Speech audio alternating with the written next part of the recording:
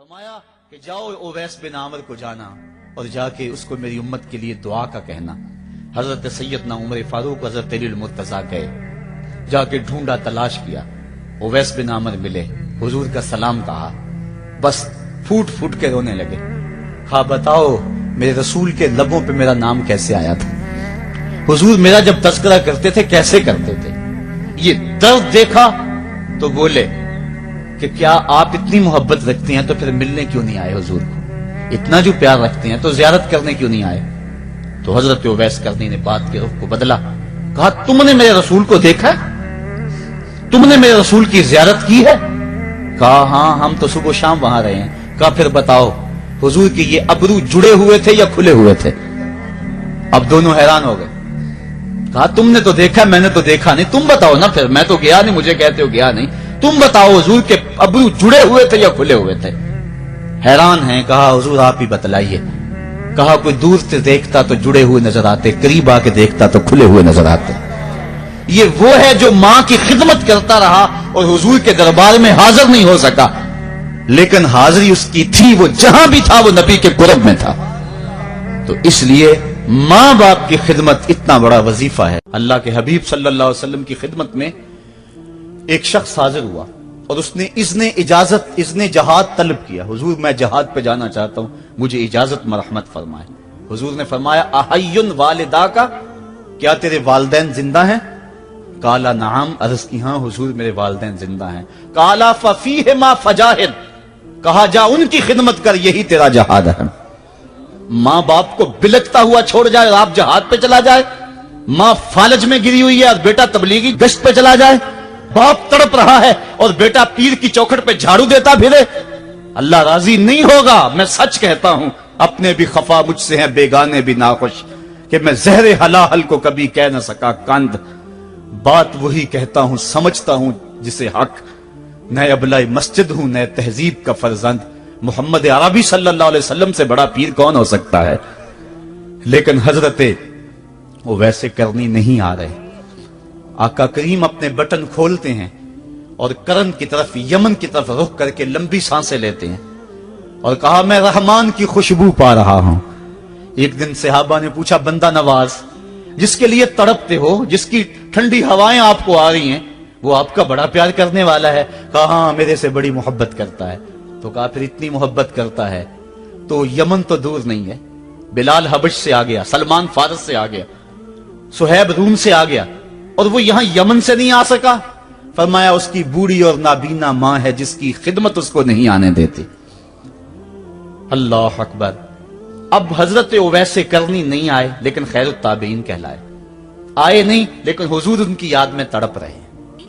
اللہ، بلکہ حضور نے فرمایا کہ کوئی جائے اویس بن عامر کو ملے اور جب ملے تو اس کو کہنا میری امت کی بخشش کی دعا کرے۔ جو ماں باپ کی خدمت کرتا ہے اس سے ثابت ہوا اس کی دعائیں قبول ہوتی ہیں۔ میں نے ایک روایت میں پڑھا ہے کہ جو آدمی روزانہ اپنے والدین کے لیے دعا کرے، والدین زندہ ہوں تب بھی، والدین فوت ہو گئے ہوں تب بھی، یہ عادت بنا لے، روزانہ ماں باپ کے لیے دعا کرے، ساری زندگی اس کے رزق میں بے برکتی نہیں آئے گی، اللہ اس کو رزق کی فراوانی عطا کر دے گا۔ اور جو والدین کے لیے دعا نہیں کرتا اللہ تعالیٰ کی رحمتوں سے محروم ہو جاتا ہے۔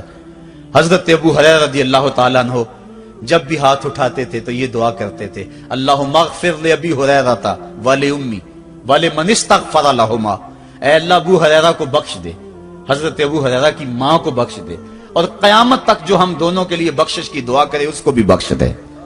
حضرت امام محمد بن سیرین ایک بزرگ ہوئے تابعی، جب بھی دعا کرتے تھے یہ دعا ضرور کرتے تھے، اے اللہ ابو ہریرہ کی بخشش کر دے۔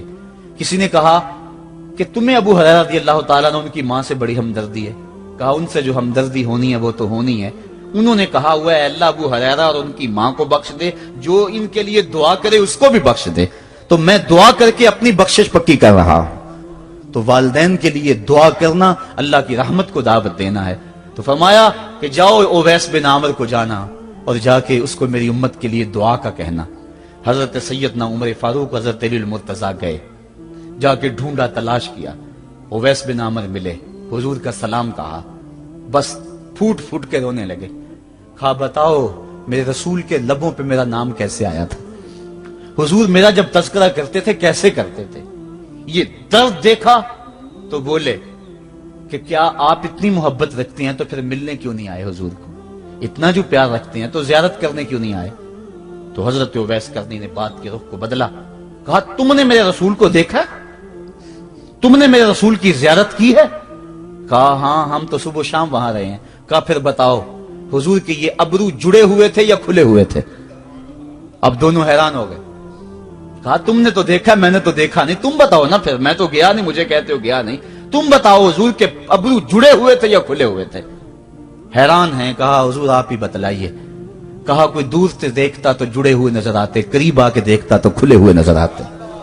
ये वो है जो मां की खिदमत करता रहा और हुजूर के दरबार में हाजिर नहीं हो सका, लेकिन हाजिरी उसकी थी, वो जहां भी था वो नबी के कुरब में था। तो इसलिए मां बाप की खिदमत इतना बड़ा वजीफा है। हजरत बायजीद बुस्तामी कहते हैं मैंने हक माफ करवा लिया अपनी मां से, कि मां तेरे हक अदा करूं या अल्लाह के हक अदा करूं, तू मुझे अपने हक माफ कर दे, मैं अल्लाह से अपने हक माफ करवा लेता हूं, अपनी अल्लाह को राजी कर लेता हूं। जंगलों में घूमते रहे, 12 साल बीत गए। एक दिन दोबारा आए, बुस्ताम की समत से गुजरे, ख्याल आया चलो मां को सलाम कर जाऊं। तहज्जुद का वक्त था, रात का वक्त था। दरवाजे पे खड़े रह गए कि मेरी मां सोई होगी, मैंने कभी कोई खिदमत नहीं की मां की, तो अब उठा के तकलीफ क्यों दूं। सारी रात खड़े रहे। जब तहज्जुद का वक्त गुजरा तो नाली से पानी आया, समझ गए कि मेरी मां तहज्जुद के लिए उठी है। दरवाजे के करीब हो गए तो मां ने हाथ उठा लिए, कहा अल्लाह मेरा बेटा बायजीद तेरी तलब में निकला हुआ है, मैंने उसे अपने हक माफ कर दिए, तू उसको अपना विसाल अता कर दे।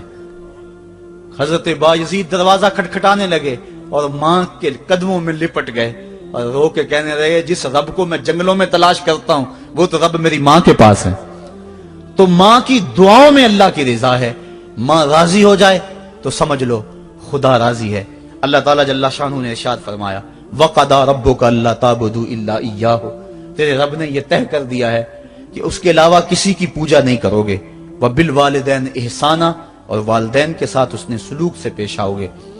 इम्मा यबलुगन्ना इंदकल किबरा अहदुहुमा औ किलाहुमा फला तकुल लहुमा उफ़्फ़िन वला तनहरहुमा, अगर तेरे पास दो या दोनों में से एक बढ़ापे को पहुंच जाए तो फिर उनके सामने तूने उफ भी नहीं कहनी और ना उनको झिड़कना है और उनसे नरम लहजे में बात करनी है। जब माँ बाप जवान हो, बच्चों की जरूरियात पूरी कर रहे हैं, उनके तालीमी अखराजात और उनके मुआशी सारे मामलात दुरुस्त कर रहे हो, तो उस वक्त तो वालिदैन की बच्चे ताजीम करते ही हैं। इम्तिहान उस वक्त शुरू होता है जब माँ बाप बूढ़े हो जाते हैं और चलने फिरने की सख्त भी नहीं रहती, सिर्फ सांस की एक डोरी लटकी रहती है। और जिस तरह बच्चा अपने बदन से मक्खी भी नहीं उड़ा सकता था, अब ये हालत माँ बाप पर आ गई और बच्चे की तरह मिजाज चिड़चिड़ा हो गया। जमाने के हालात बदल गए, लेकिन माँ की पुरानी, बाप की वो पुरानी रवश है, वो उसी अंदाज में उसी डगर में बात करता है। ये आजमाइश के दिन है, ये इम्तिहान के दिन है। अब देखना है वालिदैन की इस वक्त ताजीम कौन करता है।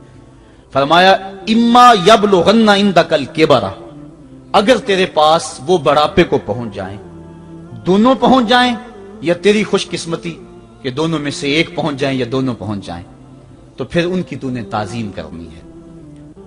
क्या कैसे ताजीम करनी है? फला तकुल लहुमा उफ़्फ़िन, तूने उनको उफ भी नहीं कहना। हजरत इमाम फखरुद्दीन राजी के हवाले से मैं आज ही सुबह या गुज़श्ता शब उफ की तशरीहात देख रहा था। उन्होंने 12-13 अकवाल बयान किए हैं, लेकिन 2 कौल फरमाते हैं। उफ ये है कि इंसान के बदन के ऊपर जो शफाफ रहता हो, साफ रहता हो, मट्टी पड़ जाए, रेत का जर्रा पड़ जाए तो उसको फूंक मार के उसको हटाता है, तो वो फूंक से जो आवाज पैदा होती है उसको अरबी में उफ कहते हैं। तो फिर उफ हर उस चीज के लिए मनकूल हो गया जो नापसंदीदा है। एक तो कौल ये है कि वालिदैन के सामने इस एहतियात से रहो। दूसरी बात आप फरमाते हैं उफ का मफहूम यह है कि जब मां बाप बूढ़े हो जाएं तो बोलो बरास चारपाई पे निकल जाता है और इंसान उनको उठा के उनकी खिदमत करता है, सफाई करता है, कपड़े बदलता है। इंसान की तबीयत में जो फितरी नफासत है उसके तहत उसको माँ बाप से जो मकरूह और नापसंदीदा बू आती है उससे वो बचना चाहता है। वो नफरत माँ बाप से नहीं होती, وہ نفرت اس بدبو سے ہوتی ہے جو ماں باپ کے بدن سے یا چارپائی سے یا کپڑوں سے اٹھ رہی ہے. تو بندہ اپنے جو ہے وہ ناک پہ کپڑا رکھ لیتا ہے اس بدبو سے بچنے کے لیے. تو اف کے مفہوم کو بیان کرتے ہوئے حضرت امام رازی کہتے ہیں کہ انسان کو اس بات سے بھی روکا گیا ہے کہ تو اپنے ناک پہ کپڑا رکھ کے اگر ان کو صفائی کر رہا ہوگا تو ماں باپ کے نازک دل پہ کہیں یہ بوجھ نہ آ جائے کہ میرا بیٹا مجھ سے نفرت کر رہا ہے. اس لیے والدین کی تعظیم کا عالم یہ ہے کہ تو کھلے ناک سے ان کی خدمت کرے اور وہ بدبو سہتا رہے اور اپنے ناک کے اوپر کپڑا بھی نہ رکھے کہ تیرے ماں اور تیرے باپ کے دل کے اندر اتنا خلال اور ملال بھی پیدا نہ ہو. یہ ہے اف کا زمرہ. حضرت امام حسن رضی اللہ تعالیٰ عنہ نے ساری زندگی اپنی والدہ حضرت فاطمہ زہرا کے ساتھ بیٹھ کے کھانا نہیں کھایا تھا. ایک دن حضرت سیدہ فاطمہ نے فرمایا کہ بیٹا میرا جی چاہتا ہے کہ میرے ساتھ تم بیٹھ کے کھانا کھاؤ لیکن تم نے کبھی بھی میرے ساتھ بیٹھ کے کھانا نہیں کھایا, کیا وجہ ہے اس کی؟ حضرت امام حسن فرمانے لگے, عرض کرنے لگے, امی میں اس ڈر سے آپ کے پاس بیٹھ کے کھانا نہیں کھاتا کہ کہیں کسی لقمے کی طرف آپ کی نظر بڑھ جائے اور میں عدم آگہی کی وجہ سے اپنے ہاتھ کو اس لقمے کے پہ ڈال لوں اور نہ جان سکوں کہ اس لقمے کو اٹھانے کا ارادہ میری ماں کے دل میں پیدا ہو چکا ہے اور میں اللہ کی رحمتوں سے محروم ہو جاؤں. اس ڈر سے میں آپ کے ساتھ بیٹھ کے کھانا نہیں کھایا کرتا. یعنی ماں باپ کی تعظیم کا عالم یہ ہے, اف تک نہ کہو. حضرت سعید بن المسیب رضی اللہ تعالی عنہ جلیل القدر تابعی ہیں, وہ فرماتے ہیں کہ والدین کے سامنے بیٹے کی حالت کیا ہونی چاہیے. وہ فرماتے ہیں جس طرح بھاگا ہوا غلام پکڑا جائے اور اس کو پکڑ کے جو ہے وہ آقا کے سامنے پیش کر دیا جائے تو اس بھاگے ہوئے غلام کو پکڑ کے جب آقا کے سامنے پیش کر دیا جائے تو جو حالت اس غلام کی ہوتی ہے بیٹے کی حالت یہ ماں باپ کے سامنے ہونی چاہیے.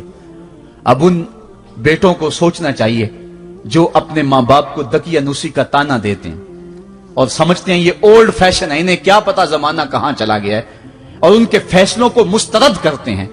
علماء نے اس بات کو تفصیل کے ساتھ بیان کیا ہے کہ شریعت کے جو قطعی ضابطے ہیں ان ضابطوں اور ان قوانین کو اور ان معاملات میں تو والدین کی فرما برداری نہیں ہوگی اللہ کی اگر معصیت ہوتی ہو, لیکن جو معاملے شک والے ہیں وہاں ماں باپ کے قول کو ترجیح دی جائے. تو فرمایا ان کے سامنے اف بھی نہیں کہنی, وَقُلْ لَهُمَا قَوْلًا كَرِيمًا, اور ان سے نرم لہجے میں بات کرنی ہے. وَخْفِضْ لَهُمَا جَنَاحَ الذُّلِّ مِنَ الرَّحْمَةِ, اور ان سے بات اور ان کے لیے اپنے بازو بچھا لینے ہیں نرم دلی کی وجہ سے, نرمی کی وجہ سے. جب جانور زمین کی طرف رخ کرتا ہے اوپر سے نیچے کی طرف آتا ہے تو اپنے پروں کو سکیڑ لیتا ہے, تو اس کے لیے یہ لفظ بولے جاتے ہیں وَخْفِضْ لَهُمَا جَنَاحَ. حضرت ابو ہریرہ رضی اللہ تعالیٰ عنہ جب بھی ہاتھ اٹھاتے تھے تو یہ دعا کرتے تھے, اللہم اغفر لأبی ہریرہ ولأمی ولمن استغفر لہما, اے اللہ ابو ہریرہ کو بخش دے, حضرت ابو ہریرہ کی ماں کو بخش دے, اور قیامت تک جو ہم دونوں کے لیے بخشش کی دعا کرے اس کو بھی بخش دے. حضرت امام محمد بن سیرین ایک بزرگ ہوئے تابعی, جب بھی دعا کرتے تھے یہ دعا ضرور کرتے تھے, اے اللہ ابو ہریرہ کی بخشش کر دے. کسی نے کہا کہ تمہیں ابو ہریرہ رضی اللہ تعالیٰ عنہ ان کی ماں سے بڑی ہمدردی ہے. کہا ان سے جو ہمدردی ہونی ہے وہ تو ہونی ہے. انہوں نے کہا ہوا ہے اللہ ابو ہریرہ اور ان کی ماں کو بخش دے, جو ان کے لیے دعا کرے اس کو بھی بخش دے. تو میں دعا کر کے اپنی بخشش پکی کر رہا ہوں. تو والدین کے لیے دعا کرنا اللہ کی رحمت کو دعوت دینا ہے. تو اس لیے ماں باپ کی خدمت اتنا بڑا وظیفہ ہے. حضرت بایزید بستامی کہتے ہیں میں نے حق معاف کروا لی اپنی ماں سے, کہ ماں تیرے حق ادا کروں یا اللہ کے حق ادا کروں, تو مجھے اپنے حق معاف کر دے, میں اللہ سے اپنے حق معاف کروا لیتا ہوں, اپنے اللہ کو راضی کر دیتا ہوں. جنگلوں میں گھومتے رہے, 12 سال بیت گئے. ایک دن دوبارہ آئے, بستان کی سمت سے گزرے, خیال آیا چلو ماں کو سلام کر جاؤں. تہجد کا وقت تھا, رات کا وقت تھا, دروازے پہ کھڑے رہ گئے کہ میری ماں سوئی ہوگی, میں نے کبھی کوئی خدمت نہیں کی ماں کی, تو اب اٹھا کے تکلیف کیوں دوں. ساری رات کھڑے رہے. جب تہجد کا ماں وقت گزرا تو نالی سے پانی آیا, سمجھ گئے کہ میری ماں تہجد کے لیے اٹھی ہے. دروازے کے قریب ہو گئے, ماں نے ہاتھ اٹھا لیا, کہا اللہ میرا بیٹا بایزید تیری طلب میں نکلا ہوا ہے, میں نے اسے اپنے حق معاف کر دیے, تو اس کو اپنا وصال عطا کر دے. حضرت بایزید دروازہ کھٹکھٹانے لگے اور ماں کے قدموں میں لپٹ گئے اور رو کے کہنے لگے جس رب کو میں جنگلوں میں تلاش کرتا ہوں وہ تو رب میری ماں کے پاس ہے۔ تو ماں کی دعاؤں میں اللہ کی رضا ہے، ماں راضی ہو جائے تو سمجھ لو خدا راضی ہے۔